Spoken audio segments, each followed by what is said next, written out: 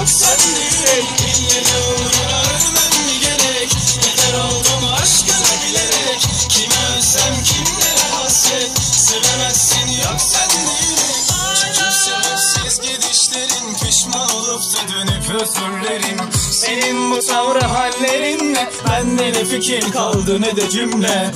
Ya sen bitir ya ben bitireyim, ya sen çık git ya ben mi gireyim. Aşk dediğin bir yerde bitiyor, bitince acıtıyor. Yine coştu gönül akıyor, sensizliğin yakıyor. Sönmeden, kirlenmeden bir karar ver artık, yakar ya git. İlle de uğruna ölmem mi gerek? Heder oldum aşkına bilerek. Kime özlem kimlere hasret, sevemezsin yok sende yürek.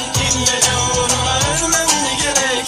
Heder oldum aşkına bilerek. Kime özlem kimlere hasret, sevemezsin yok sende yürek. Hala her günüm gecemde seni arıyorum hala.